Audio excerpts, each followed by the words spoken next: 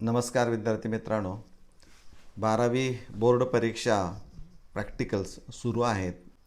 29 फेब्रुवारीला केमिस्ट्री या विषयाचा पेपर असणार आहे. यासाठी एकूण तुम्हाला 16 चॅप्टर्सची तयारी करावी लागणारी आहे. यातला पहिला जो चॅप्टर असणार आहे तो सॉलिड स्टेट आहे. सॉलिड स्टेट हा जो चॅप्टर असणार आहे तो कंपल्सरी 3 मार्काला आहे आणि विथ ऑप्शन 5 मार्कासाठी असणार आहे. म्हणजे प्रश्नपत्रिकेमध्ये 5 मार्काचे प्रश्न तुम्हाला पाहायला मिळतील. त्यापैकी एक मल्टिपल चॉईस क्वेश्चन असणार आहे.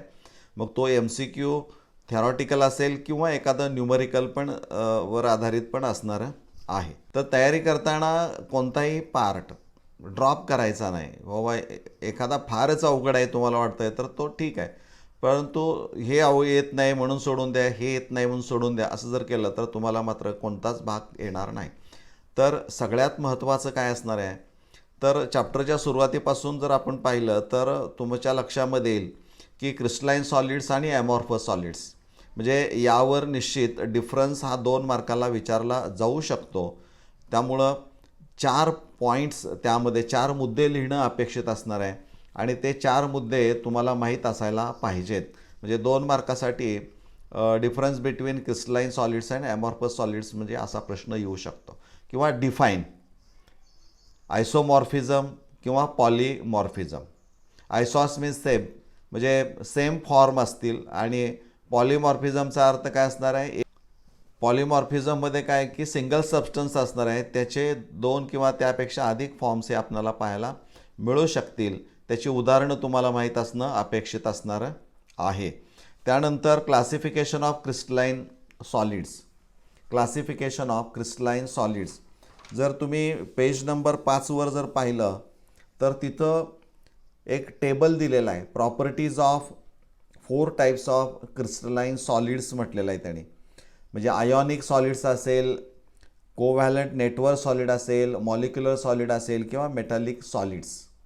तर इथं प्रॉपर्टीज दिलेल्या आहेत आणि त्यानंतर मग प्रत्येकाची तुलना करून तिथं मुद्दे लिहिलेले आहेत. तर तो चार्ट नीट एकदा नजरेखालून जाऊ द्या की जेणेकरून तुम्हाला जर डिफरन्स त्यातला विचारला तर तो तुम्हाला सांगता यायला पाहिजे. त्यामुळं तो चार्ट तुम्ही काळजीपूर्वक पाहणं गरजेचं आहे. त्यानंतर डिफाईन युनिट सेल असं ते विचारू शकतात, म्हणजे त्याची डेफिनेशन तुम्हाला माहीत असायला पाहिजे. किंवा असं पण विचारतील की नेमकं प्रिमेटिव्ह किंवा सिम्पल युनिट सेल म्हणजे नेमकं काय असणार आहे, फेस सेंटर्ड म्हणजे काय असणार आहे, बॉडी सेंटर्ड म्हणजे काय असणार आहे, बेस सेंटर्ड म्हणजे काय असणार आहे, हे पण तुम्हाला नेमकं माहीत असायला पाहिजे. एकूण क्रिस्टल सिस्टीम्स किती आहेत तर 7 आहेत आणि ब्रेवाइस लॅटाईसची युनिट सेल स्ट्रक्चर्स किती आहेत तर ती 14 असणार आहेत. म्हणजे 7 क्रिस्टल सिस्टीम जे असणार आहे त्यांची नावं आणि त्यामध्ये ब्रेवाइस लॅटाईस कोणकोणती आहेत ती स्ट्रक्चर्स त्यांची नावं तुम्हाला माहीत असणं गरजेचं आहे. त्यावर प्रश्न देखील विचारला जाऊ शकतो. डेन्सिटी फॉर्म्युला तुम्हाला माहीत पाहिजे. न्यूमरिकल त्यावर विचारलं जातं. Rho is equal to small n into capital M divided by A³ into NA. म्हणजे हे तुम्हाला जर माहीत असेल तर यातली एखादी व्हॅल्यू अननोन असेल तर ती तुम्हाला कॅल्क्युलेट करता यायला पाहिजे. त्यासाठी हा फॉर्म्युला खूप आवश्यक असणारा आहे. नंतर पॅकिंग इफिशियन्सीवर देखील प्रश्न विचारला जाऊ शकतो. तर त्यासाठी तुम्हाला एक चार्ट दिलेला आहे. यामध्ये त्यांनी म्हटले coordination number and packing efficiency in crystal system. तर सिम्पल क्युबिक असेल, बेस सेंटर्ड असेल, FCC असेल, HCP असेल किंवा CCP असेल, यामध्ये त्यांनी दिलेला आहे पहा कोऑर्डिनेशन नंबर दिलेला आहे आणि पॅकिंग इफिशियन्सी दिलेली आहे. त्यावरून तुम्ही फ्री स्पेस किंवा वाईड स्पेस देखील कॅल्क्युलेट करू शकता. म्हणजे हा एक टेबल तुमच्याकडं माहीत असणं गरजेचं आहे. किंवा न्यूमरिकलसाठी पण एक आहे पहा edge length and particles parameters in cubic system. म्हणजे इथं युनिट सेल तर यामध्ये relation between edge length and radius R हे रिलेशन्स आहेत. यावरही न्यूमरिकल असू शकतं. त्यामुळं हाही टेबल तुम्ही नीट अभ्यासणं गरजेचं असणार आहे.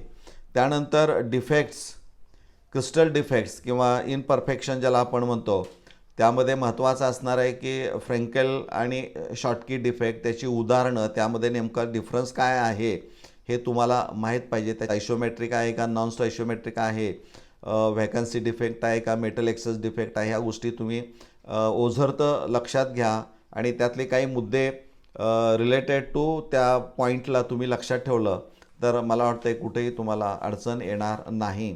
त्यानंतर इलेक्ट्रिकल प्रॉपर्टीज असणाऱ्या आहेत, पॅरामॅग्नेटिक प्रॉपर्टी किंवा डायमॅग्नेटिक प्रॉपर्टी असेल तर आहेत. गणित हमखास विचारलं जातं, 1 मार्काला असेल किंवा 2 मार्काला गणित असणार आहे, पण गणित यावर असतं म्हणजे असतंच. त्यामुळे यातले जे काही फॉर्म्युले असणारे आहेत ती तुम्ही लक्षात ठेवा, कुठेही अडचण येणार नाही. पण गणितं जी तुम्हाला एक्सरसाइजसाठी दिलेली आहेत ती सोडवा, अनसॉल्ड ज्याला आपण म्हणूया, किंवा जे टेक्स्टबुकमध्ये इन टेक्स्ट दिलेले आहेत प्रॉब्लेम म्हणून ते पण सराव करा. म्हणजे तुम्हाला 3 मार्काचं कंपल्सरी लिखाण करणं गरजेचं आहे. विथ ऑप्शन हा 5 मार्कासाठी चॅप्टर असणारा आहे. धन्यवाद.